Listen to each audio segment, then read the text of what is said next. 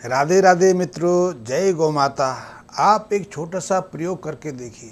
इस प्रयोग के अंतर्गत सबसे पहले आप गाय के गोबर का रस लें, गाढ़ा गाय का मूत्र लें, उसमें 4-6 दिन पुरानी या अधिक पुरानी खट्टी छाछ डाल दें। साथ ही उसमें कच्चा दूध, जिसको धड़ोस दूध बोलते हैं, जिसको उबाला ना हो, वो दूध डाल दें। और इसके अंतर्गत आप चाहो तो गन्ने का सूरा डालें। यदि सूरा उपलब्ध ना हो तो फिर आप उसकी जगह पुराना गुड़ भी डाल सकते हैं। और इस मिश्रण को कुछ दिन के लिए आप रखे रहने दें। कितने दिन रखना है ये आपके वातावरण पर निर्भर करता है। और उसके बाद इस तरल को आप एक ऐसी मिट्टी में या ऐसे पेड़ पर या ऐसी फसल पर डाल दें जो मरने लगी है, सूखने लगी है, जिसके पत्ते मुरझाने लगे हैं और आपको लगता है कि अब ये फसल या ये पौधा बचेगा नहीं, या फिर आपको लगे कि इस मिट्टी में कुछ उगता ही नहीं, ये मिट्टी या तो अपना उपजाऊपन खो गई है, बंजर हो गई है। आप ऐसी मिट्टी में इस तरल को डाल के देखिए और इस प्रक्रिया को हफ्ता में 2 बार, कम से कम 2 बार करके, और इसका परिणाम आप 21 दिन के आसपास देखो। इसको कम ज़्यादा भी आपकी परिस्थिति और वहाँ की ज़मीन पर निर्भर कर सकता है। एक प्रयोग करके देखिए, आपको 21 से 25 दिन में एक परिवर्तन दिखाई देगा। यदि आप पौधे में डालते हैं इस चीज़ को, तो पौधे में तो 3-4 दिन के बाद ही परिवर्तन आना शुरू होगा। उसका मुरझानापन, उसका जो बीमार पड़ने की जो प्रक्रिया है धीमी पड़ जाएगी, उस पर दोबारा से जान आने लगेगी। एक तरह से आपका पौधा या आपकी फसल स्वस्थ होने लग जाएगी। लेकिन यदि आपने ये प्रयोग ऐसी बंजर भूमि पर किया है, यहाँ कुछ उगता ही नहीं, जो भूमि बिल्कुल बंजर हो गई है, वहाँ भी 20-21 दिन के बाद, 25 दिन के बाद एक परिवर्तन अनुभव करेंगे। आप अनुभव करेंगे कि वहाँ काली हरी एक जो जो काई जैसी जमने लग जाती है। या फिर बरसात में आपने देखा होगा दीवारों पर एक हरे रंग की परत सी बन जाती है, उसको काई बोलते हैं। यद्यपि वो काई नहीं, छोटे छोटे सूक्ष्म पौधे होते हैं। आपने पहाड़ों में भी देखा होगा, पहाड़ों में तो निरंतर काफ़ी दिन लगातार बारिश होती रहती है और साल के अधिकांश में ये बारिश होती है। तो वहाँ तो पहाड़ों जो बड़े बड़े पहाड़ होते हैं, भूखंड होते हैं, वहाँ पर तो ऐसी काई सदैव देखने को आती है। ऐसी काई आप अपने खेतों में भी देखने लगेंगे।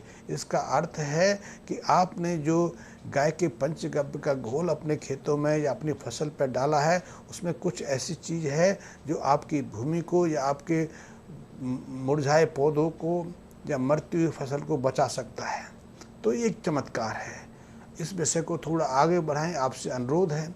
सबसे पहले तो आप मेरे चैनल को सब्सक्राइब भी कर लें, मेरे बेल आइकन को प्रेस कर लें। आपके मन में कोई संशय है, किसी चीज़ की जानकारी आप चाहते हैं, तो इस संबंध में मेरे मैसेज बॉक्स में कमेंट्स दे सकते हैं। और हाँ, अपने जो समविचारक मित्र हैं, जो इस विषय में रुचि रखते हैं, जो गाय की सेवा में लगे हुए हैं, गाय के संवर्धन में और सुरक्षा में दृढ़ संकल्पित हैं, उन तक भी इस वीडियो को शेयर कर दें ताकि वो भी इसके माध्यम से कुछ लाभ ले सकें।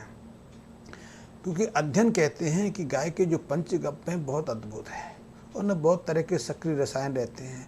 दूध में तो आपने देखा ही होगा, दूध एकमात्र ऐसा सार तत्व है जिसको बार बार उबाला जाए फिर भी उसकी कुछ ऐसी जीवांत की प्रक्रियाएँ नष्ट नहीं होती। आप दूसरे किसी भी चीज़ को ले लीजिए, आप मांस को ले लीजिए, मांस जब शरीर से अलग हो जाता है, मांस के रूप में परिवर्तित हो जाता है, किसी पशु को आप काट के उसका मांस अलग कर देते हैं तो सड़न की प्रक्रिया शुरू हो जाती है। हम स्वयं भी जब हमारे अंदर जान नहीं रहती, हमारी प्राण हमसे अलग हो जाता है, तो हमारे मांस सड़ने की प्रक्रिया में गुजर जाता है। या फिर हम किसी सीड्स को ले लें, किसी अन्य दाने को ले लें, दाल के ले लें, किसी भी चीज़ को लें, यदि हम उसको उबाल लें तो उसकी जीवांतता समाप्त हो जाती है, उसमें अंकुरण नहीं होता। लेकिन दूध एकमात्र ऐसा सार तत्व है जिसको कई बार उबालें फिर भी उसके जो जीवाणु हैं, जो सूक्ष्म जीव हैं, वो सक्रिय रहते हैं। इसीलिए तो उसमें इतनी बार उबालने के बावजूद भी दही बनने की प्रक्रिया रहती है। दही में फिर वो जीवाणु सक्रिय हो जाते हैं। तो दूध में ये गुण है। और यदि ऐसे दूध को उबाला ना जाए, कच्चे रूप में प्रयोग किया जाए, जिसको धारणों दूध कहते हैं उस रूप में प्रयोग किया जाए तो अंदाज लगा सकते हो कि उसके जो एंजाइम्स हैं, उसकी जो रसायन हैं कितने सक्रिय होंगे। फिर इस दूध को आप गाय के गोबर के रस के साथ मिश्रित कर देते हैं, गाय के मूत्र के साथ मिश्रित कर देते हैं। गाय के मूत्र में जीवाणु नहीं होते हैं, लेकिन सक्रिय रसायन बहुत रहते हैं, उसमें खनिज तत्व भी रहते हैं, विटामिन्स भी रहती हैं और ऐसे ऐसे रसायन रहते हैं जिनके बारे में अभी हमें जानकारी नहीं है। यद्यपि खोज कार्यों से 5 से 5,500 तरह के रसायनों का गाय के मूत्र में प्राप्ति हो चुकी है, फिर भी हम उसकी सीमा को अंत नहीं कर सकते कि आने वाले समय में कौन सा रसायन हमें प्राप्त हो जाए, क्योंकि जब हम रसायनों का विश्लेषण करते हैं तो वो मूल रूप से बदल जाते हैं, वो एक तरह से खंडित रूप में हो जाते हैं। खंडित रूप में हम उसकी वास्तविक स्थिति का अनुमान नहीं लगा सकते। तो गाय के मूत्र में इतने रसायन रहते हैं, लेकिन इन्हीं रसायनों के कारण गाय के मूत्र में एक अद्भुत गुणवत्ता आ जाती है। गुणवत्ता ये है कि बहुत सारे जो एंजाइम्स हैं, बहुत सारे जीवाणु हैं, उनके ऊपर वृद्धि कारक असर प्रभाव डालता है, उनके गुणों में वृद्धि करता है, उनकी संख्या में वृद्धि करता है। और जब ऐसे गाय के मूत्र को आप कच्चे दूध के साथ में और गोबर के सार तत्व में मिश्रित करते हैं तो उनके जो कुछ ऐसे जीवाणु हैं उनकी सक्रियता बढ़ जाती है। तो आप इसका प्रयोग करें। फिर इसमें हम डालते हैं खट्टी छाछ। खट्टी छाछ में लैक्टिक एसिड और दूसरे कई जीवाणु सक्रिय हो जाते हैं, उनकी क्रिया के कारण भी गोबर और गौमूत्र के असर में प्रभाव पड़ता है। फिर इनके लिए मीडियम चाहिए, माध्यम चाहिए, यहाँ ये सारे जो जीवाणु हैं जिनसे कई तरह के एंजाइम रिलीज होते हैं, कई तरह के सक्रिय रसायन रिलीज होते हैं, उनकी मात्रा अधिकतम स्तर तक पहुंच सके तो उनके लिए उनको ऊर्जा उपलब्ध कराने का स्रोत चाहिए। तो उसके लिए हम या तो डालते हैं गन्ने का सोरा या फिर उसकी जगह गुड़। तो आप इस मिश्रण को जब प्रयोग करते हैं तो उससे एक चमत्कार होने लगता है। इसीलिए तो हम गोबर की खाद का प्रयोग करते हैं। ताज़ा गोबर तो हम खाद के रूप में प्रयोग नहीं करते, क्योंकि ताज़ा गोबर में और ताज़ा मूत्र में नाइट्रोजन की मात्रा अधिक रहती है और ऐसे में गाय का जो गोबर है वो तत्काल यदि किसी पेड़ की जड़ में पड़ जाए, किसी पौधे की जड़ में पड़ जाए तो उस पर दुष्प्रभाव डालता है, उसको सुखाना शुरू कर देता है। इसलिए हमारे यहाँ नियम रहा है कि कभी ताज़ा गोबर को खाद के रूप में प्रयोग ना करें। गोबर को पुराना कर लें ताकि उसकी जो सक्रिय नाइट्रोजन रिलीज हो जाए। फिर गोबर के अंदर एक और गुण रहता है। गुण तो गाय के मुंह से शुरू हो जाता है, क्योंकि गाय के जो पाचन की प्रक्रिया है उसके मुंह के माध्यम से शुरू होती है, क्योंकि गाय के मुंह में जो लार होती है उसमें सैकड़ों तरह के एंजाइम्स रहते हैं।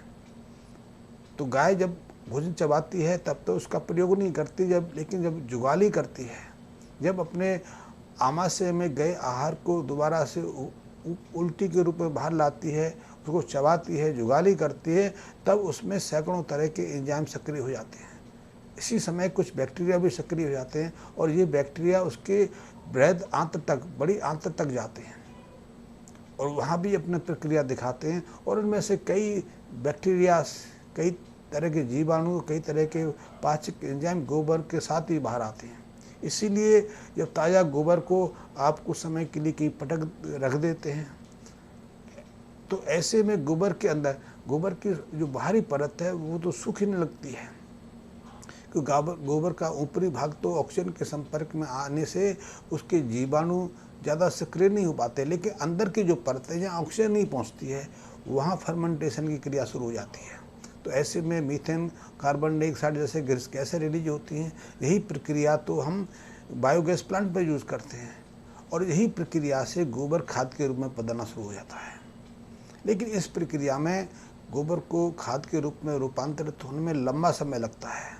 तो हम इसके लिए एक और उपाय अपनाते हैं कि हम उस गाय को जो केंचुए होते हैं उनको समर्पित कर देते हैं। तो केंचुए का तो आहार है गोबर, तो केंचुए इस गोबर को खाद के रूप में बदलते हैं। लेकिन केंचुए को भी आप ताज़ा गोबर में डालेंगे तो एक तरह से बेचैनी अनुभव करते हैं और वो निष्क्रिय पड़ जाते हैं, वो अपनी सक्रियता खो बैठते हैं। तो ऐसे केंचुओं के लिए भी कुछ दिन पुराना गोबर की आवश्यकता रहती है।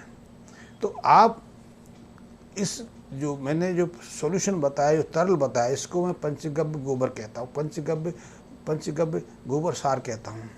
आप इसका प्रयोग करना चाहते हैं, अपने खेतों में करना चाहते हैं, कि पंचगव्य का प्रयोग, गाय के पंचगव्य का प्रयोग तो बहुत रूपों में करते हैं। हमारे बहुत सारे मित्र ऐसे पंचगव्य घृत का प्रयोग करते हैं शारीरिक स्वास्थ्य में वृद्धि करने के लिए, कई तरह की बीमारियों से मुक्ति होने के लिए। एपिलेप्सी में किया जाता है, मिर्गी के रोग में इसका बहुत अच्छा प्रभाव है। नींद नहीं आती है, तनाव रहता है, उत्तेजना रहती है, शरीर में शिथिलता रहती है, तो इसका प्रयोग किया जाता है। इसका अच्छा लाभ है। इसके और भी बहुत सारे लाभ हैं, लेकिन मैं तो पंचगव्य का प्रयोग खेती में करता हूँ। आप किसान हैं, खेती करते हैं, साग सब्जियाँ उगाते हैं या फल करते हैं, तो इस पंचगव्य के माध्यम से आप अपनी खेती में वृद्धि कर सकते हैं, फसल की उत्पादकता को बढ़ा सकते हैं, फसल को कई तरह के रोगों से बचा सकते हैं, और ये बहुत सहज प्रयोग है। वैसे आप इस रसायन का प्रयोग दूसरों को बना के बेचने के रूप में भी कर सकते हैं, क्योंकि इसमें इतनी प्रभावशीलता है कि ये जो आधुनिक रसायन युक्त जो खाद हैं उनसे मुकाबला करता है, उनसे अच्छा प्रभाव देता है।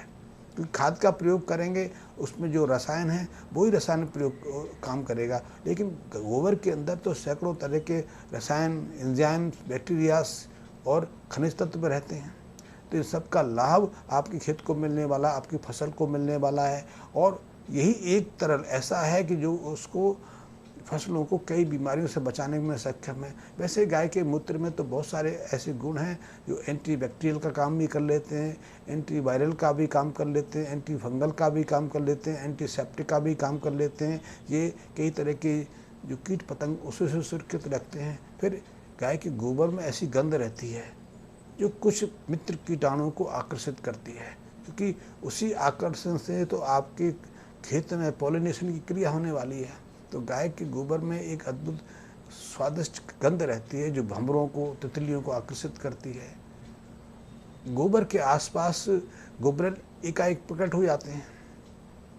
कुछ दिन के बाद गोबर के नीचे कई तरह के अर्थवर्म आ जाते हैं। ये अर्थवर्म कहाँ से आते हैं, इसकी खोज तो भी होनी है, क्योंकि अभी तो हमारी भूमि में अर्थवर्म, केंचुए दिखाई नहीं दे पाते, क्योंकि हमने केंचुओं को खाद डाल के, कई तरह के इंसेक्टिसाइड, पेस्टिसाइड डाल के एक तरह से समाप्ति कर दिया है। लेकिन जैसे जैसे गाय का गोबर कहीं गिरता है, मूत्र गिरता है, उसकी गंध जाती है, उसकी स्मेल फैलती है, और उसके माध्यम से भूमि की पोरसता बढ़ती है। ये अर्थवर्म स्वतः पैदा होने लग जाते हैं, तो उसके आसपास ये इनकी सक्रियता बढ़ जाती है, और यहाँ अर्थवर्म रहेंगे, वहाँ की मिट्टी का उपजाऊपन बढ़ेगा, वहाँ की जो गोबर है या जो वेस्ट हैं, जिसको बायो वेस्ट कहते हैं, उनका डिकम्पोजिशन होगा, तो उनसे बहुत सारे जो आवश्यक रसायन हैं, आवश्यक खनिज तत्व हमारी मिट्टी में मिलते हैं।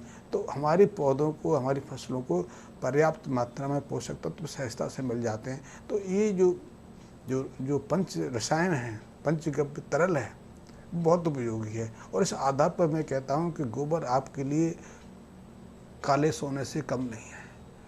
आप इसको अपने लिए प्रयोग कर सकते हैं। तो यदि किसान हैं तो आप जो अनावश्यक रासायनिक खादों पर, कई तरह की जो दवाओं पर, इंसेक्टिसाइड तरलों पर खर्च करते हैं, या पानी पर आपको अतिरिक्त खर्च करना पड़ता है, क्योंकि रसायन आधारित खादों के प्रयोग से आपकी पानी की आवश्यकता भी बढ़ जाती है, उससे बच सकते हैं।